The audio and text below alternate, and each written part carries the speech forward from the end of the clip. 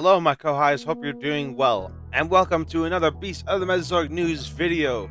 I do want to say before we start, we are closing in on 1,500 subs. Remember, we'll be waxing our legs at that point, so go ahead and subscribe. Also, at 2,000 subscribers, I've decided that we will have members, so be sure to also subscribe for that in case you're interested. But with that out of the way, let's go ahead and talk about what's going on this week. We have our first look at the newly designed Oviraptor. And this time, the coloration is inspired by a red-footed booby, rather than a blue-footed booby. There is a difference. Although, personally, I like the original one better. But then again, as I said before, I would have loved for all these raptors to have been made into 1/8 scale rather than continuing the 1/6 scale line. But either way, it still looks pretty good.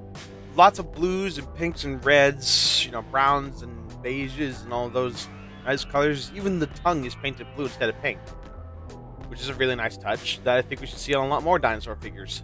As well as the reveal of the Oviraptor, we also have the full reveal of the concept art for the new Adasaurus, which actually looks much better than what we originally got. I love the design of this one. Blacks, reds, and golds, and all that. Oh, it's just so beautiful. I love the dark colors of this one. Like, the original Adasaurus was okay, but this looks far better in terms of color. And I'm hoping that this is a dinosaur that does get made into the 1/8 scale line, because this looks amazing. Look at that. I mean, hopefully I'm not being stupid and missing a detail where, oh, by the way, these are the only 3 raptors that are going to be 1/8 scale. Just Dromaeosaurus, Velociraptor, and Linraptor. I sincerely hope not. I would love to see more from this line, other than those 3. I mean, don't get me wrong. The Velociraptor I have is pretty cool, but I want more. And now we're going to begin the string of photos that is the sculpt for the Cyberzoic Dilophosaurus, specifically Cyberzoic, I should mention, because Cyberzoic and Beasts of the Mesozoic will have different sculpts. Here we can see the head. We have like the bird-like structure here that kind of looks like a turkey gobble door thingy that hangs from the neck, right around the eye, the ridges and the crest, and a beautifully sculpted jaw. I mean, look at those tiny little scales. And the head's not actually that big compared to a human hand if we look at these fingers here. Here it is with a shot of the mouth. We can see all the little teeth inside. It has like a little notch in the upper jaw.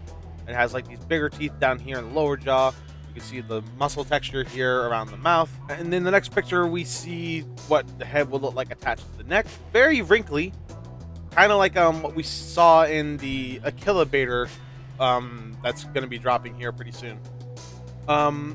Then we see like it just fades with the feathers. Nice wrinkly skin texture. Then we see, all the parts that are going to come with it. This animal looks like it's going to be big. I think from the tip of the snout to the very end of the tail, we're looking at a figure that might just be shy of 15 inches. So we're looking at a figure about the same size as the 1/35th scale T-Rex from the line. Maybe this won't take up as much space as I initially thought, but still, that's a pretty big dinosaur. Because this is 1/18 scale, and Dilophosaurus are normally seen as being very tiny, when actually they were really massive. And here we have, a shot of the belly. We can see some of the feathers. We can see the ball joints where the arms are going to connect to the shoulder. And we can see this beautiful kind of like crocodile texturing along the stomach here, which looks absolutely gorgeous.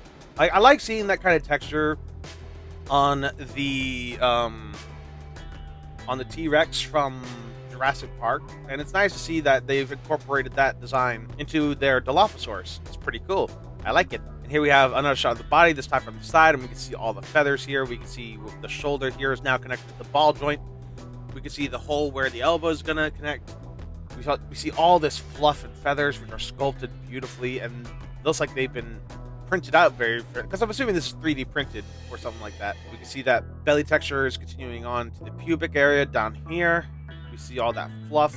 We can see muscle definition within the feathers, and we can see that this actually looks like it might be a joint near the base of the neck and the shoulder right over here. And here we have a good look at the tail. Nothing really much to see. It's fluffy at first, then kind of tapers off to like a long rat-like tail over here at the end, which looks nice. And here we are with the pieces of the arm. So here we have the upper arm, and we got the lower arm and the fingers.